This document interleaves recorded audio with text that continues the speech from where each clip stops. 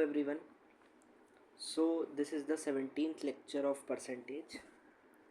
So we were doing the questions based on election. 2 questions I explained you and 3 questions I gave you to solve and answer in the comment section. So first we'll discuss these 3 questions and then move on to the next type.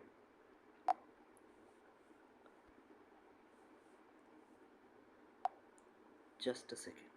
Yes, this was the question I gave you to solve. In an election between two candidates A and B, 10% voters did not participated in voting. अगर total voters x हैं या total votes x हैं तो 10% did not participate मतलब 1/10. 10% is equals to 1/10 of x. तो x/10 did not participated तो इतने तो इनवैलिड हो गए. इनवैलिड कितने हो गए अभी? x/10. 10% of x. 10% did not participated तो वैलिड कितने बचे? x इंटू 9/10 वैलिड हो गया. ये अभी के लिए वैलिड ये हो गया. अब अगला क्या है? 100/9% कास्टेड वोट्स डिक्लेयर्ड इनवैलिड. इतनों ने पार्टिसिपेट नहीं किया और इतने इनवैलिड हो गए. ठीक, तो हमारा टारगेट क्या है? हमें सबसे पहले टोटल वैलिड वोट्स निकालने होते हैं. तो अब 100/9 को फ्रैक्शन में बदलोगे इंटू 1/100 तो ये कितना हुआ? 1/9. ये आएगा सॉल्व करने पर 1/9. तो 1/9 वोट्स वर डिक्लेयर्ड इनवैलिड. इसका मीनिंग क्या हुआ 1/9 का? मतलब 9 टोटल थे अगर तो उसमें से एक इनवैलिड हो गया. एक इनवैलिड डिक्लेयर हो गया. 9 अगर टोटल है तो एक इनवैलिड. तो वैलिड कितने हो गए? 8/9. अगर 1/9 इनवैलिड हो गए तो 8/9 वैलिड होंगे तभी तो टोटल, क्योंकि 1 ही होता है. ठीक है, इसलिए इनवैलिड. तो अब टोटल वैलिड कितना हो गया? x इंटू 9/10 क्योंकि 10% डिड नॉट पार्टिसिपेट और इंटू 8/9 क्योंकि इतने 1/9 इनवैलिड हो गए तो वैलिड टोटल वैलिड इतना हो गया. अब ये कह रहा है and the winner got 60% of total valid votes. Valid total तो यही है. अब इसका विनर को कितना मिला? 60%. तो लूज़र को कितना मिलेगा इसका? 40%. डिफरेंस कितना आएगा? डिफरेंस आएगा 20%. 60 माइनस 40 डिफरेंस आएगा 20%.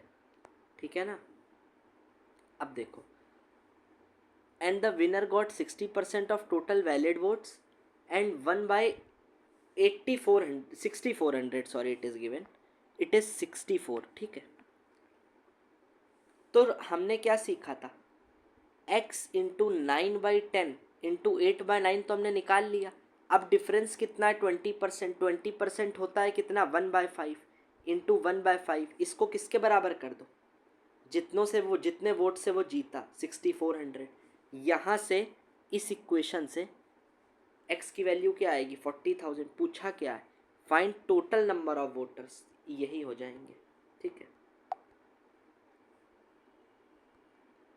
अब देखो एक और क्वेश्चन. अभी तक आपको परसेंटेज में दिया था कि 10% इनवैलिड हो गए, 20% डिड नॉट पार्टिसिपेट. अभी तक परसेंट में था. अगर नंबर में दे दे, जैसे अभी तक दिया था 10%, 20% इनवैलिड. अगर अब ये वो बोल दे, ऐसा क्वेश्चन आ जाए 500 वोट्स इनवैलिड हो गए, नंबर ऑफ वोट्स इनवैलिड दे दे, ऐसे क्वेश्चन ये इस टाइप का है. In an election between two candidates A and B, 20% did not participate in voting. तो हमारा टारगेट क्या होता है? वैलिड वोट्स निकालना. 20% डिड नॉट पार्टिसिपेट तो वैलिड कितने हुए? x into 4/5. क्यों? क्योंकि 1/5 तो पार्टिसिपेट नहीं करेंगे, डिड नॉट पार्टिसिपेट. अब देखो 200 कास्टेड वोटर्स डिक्लेयर्ड इनवैलिड. इस बार परसेंट में इनवैलिड नहीं दिया, नंबर में दिया है. 200 डिक्लेयर्ड इनवैलिड तो टोटल वैलिड कितने हो जाएंगे? x into 4/5. इतने तो वैलिड थे, इसमें से माइनस कर दो 200 क्योंकि 200 इनवैलिड हुए. And the winner got 60% of total valid votes.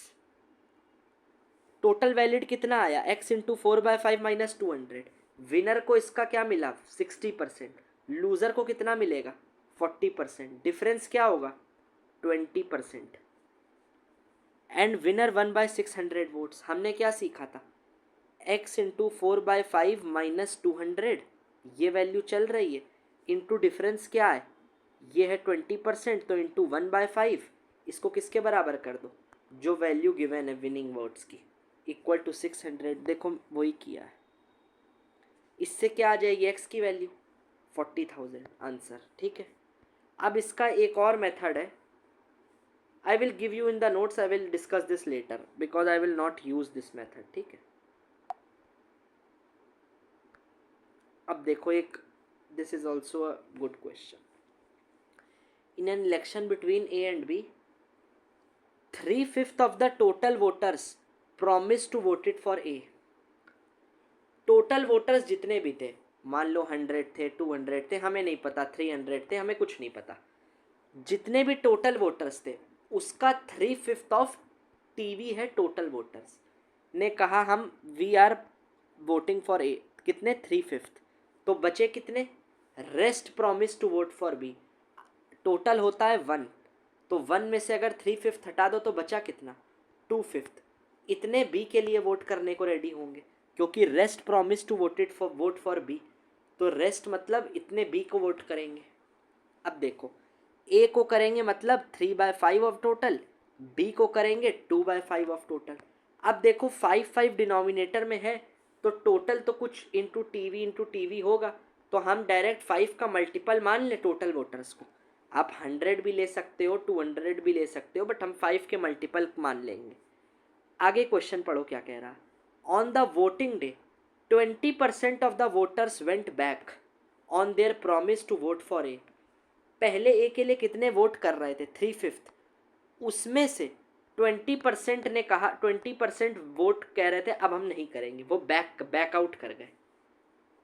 और बी के लिए कितने वोट कर रहे थे 2/5, उसमें से 15% बैकआउट कर गए बी के लिए, and 15% of voters back on their promise to vote for B. Then find the total number of voters, और ए तब भी जीत गया इफ़ ए 1/800 वोट्स। अब देखो हम कैलकुलेशन इजी करने के लिए सिर्फ, आप टोटल वोटर को 100 भी मान सकते हो कुछ भी, बट आई एम टेकिंग 500 क्योंकि डायरेक्ट ये कट जाएगा 100 टाइम्स, इजी कैलकुलेशन करने के लिए। ठीक है, अब देखो let total voters, total votes कितने हैं, टोटल वोटर मान लो 500 टोटल वोट्स। ए को कितने करेंगे 3/5 इंटू 500, 3/5 ऑफ 500, ये कितना आया 300। ऐसे ही बी को करेंगे 2/5, तो बी का आएगा कितना 200। तो ए को कितने लोगों ने कहा 300 लोगों ने वोट करने को, और बी ने 200। 500 में से बोल रहे हैं 500 में ये 300 ए को देने को तैयार हुए, और 200 जो है वो बी को देने को तैयार हुए। अब वोटिंग डे पर 300 तैयार हुए थे, बट उसमें से ए को क्या कह रहा है 20% went back on their promise. अब 20% कितना होता है, 20% कितना होता है 1/5। 1/5 कह रहे थे 300 लोग ए को वोट करेंगे, बट उसमें से 1/5 मतलब 20% बैकआउट कर गए, तो 20/100 ऑफ टोटल कितने थे 300 कह रहे थे, तो 1/5 हुआ ये 60, मतलब 60 लोग बैकआउट कर गए कि ए को वोट नहीं करेंगे, तो -60 कर दो। 300 कह रहे थे उसमें से 60 ने वोट नहीं दिया, और बी को कह रहे थे 200, बट उसमें से 15% बैकआउट करे, 15% होता कितना 3/20, this I told you in the first lecture. अब 3/20 ऑफ टोटल, बी को कितने कह रहे थे 200, 10 3 ज़ा 30, जस्ट अ सेकेंड। हाँ यार एक चीज़ समझो यहाँ पे, एक चीज़ 20% back on their promise to vote for A, 500 votes total डले हैं, ठीक है डाल रहे हैं लोग, बट ए को बोला था 300 लोगों ने और इसको बोला था 200 वोट्स ने, बट 60 लोग जब ए को बैकआउट करें तो ए में तो -60 करा, तो वो लोग अब जो 60 बैकआउट करें वो वोट किसको करेंगे, बी को।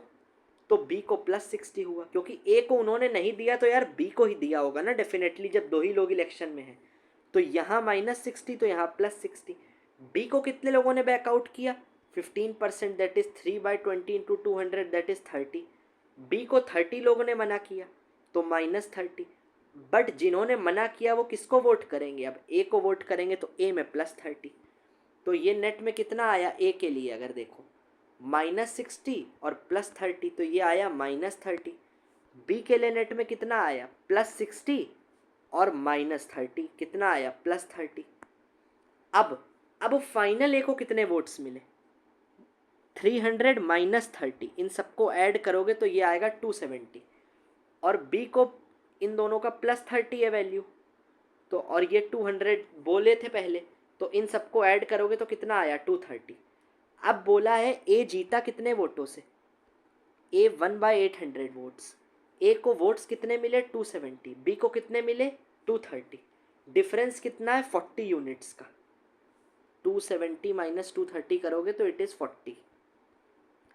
अब 40 यूनिट्स का डिफरेंस है, इसकी वैल्यू किसके बराबर होगी, कितने वोटों से वो जीता, 800। तो एक यूनिट की वैल्यू किसके बराबर हुई, 20। पूछा क्या गया है, टोटल नंबर ऑफ वोटर्स कितने थे, 500 यूनिट्स माना था, तो 500 इंटू 20, 10,000। ठीक है, this is the answer. This have we have already discussed, now we will discuss a next type. एक पार्ट 17 अभी बचा है, वो मैं आपको करा दूंगा। We shall discuss questions based on Venn diagram वाले, जैसे ऐसे क्वेश्चन देखो आप। अच्छा, एक चीज़ इसमें, although when I will teach you probability, then in probability I will teach you concept of union and intersection। but अभी के लिए एक चीज़ जान लो, because we are starting the questions based on Venn diagram। अगर ये मैंने सर्कल बनाया तो ये ए का सर्किल है अगर, और ये बी का सर्किल है, तो अगर पूछा जाता है, एक सर्किल है ये, एक सर्किल है ये है ए का सर्किल, ये है बी का सर्किल, तो अगर पूछा जाएगा ए यूनियन बी, तो अगर इसमें एलिमेंट्स हैं 1 2 3, इसमें है 6 8, तो ए यूनियन बी होगा ए के सारे एलिमेंट्स प्लस बी के सारे एलिमेंट्स, तो 1 2 3 6 8, ए यूनियन बी मतलब दोनों के एलिमेंट्स लिख दो। और अगर ऐसा है, अगर सपोज करो कोई चीज़ ए में भी आ रही है, जैसे 1 2 3, और बी में लिखे हैं एलिमेंट्स 3 4, तो 3 दोनों में कॉमन है, तो इसको जब कॉमन को बोलते हैं हम लोग, इस सिंबल को यूज़ करते हैं, इसको बोलते हैं इंटरसेक्शन, इंटरसेक्शन, और इसको बोलते हैं सिंबल को यूनियन। ठीक है, please write it, this symbol is called intersection, this is called union, union, this is called intersection, union. तो अगर ए में है 1 2 3 1 2 3 और बी में है 3 4, तो 3 कॉमन एलिमेंट है, तो हमें तो यहाँ दिख रहा है 3 कॉमन है, बट इसको वेन डायग्राम में कैसे डिनोट करते हो, इंटरसेक्शन। अगर पूछा जाए ए इंटरसेक्शन बी क्या होगा, तो मतलब कॉमन एलिमेंट लिख दो, क्या था, 3 कॉमन था तो 3।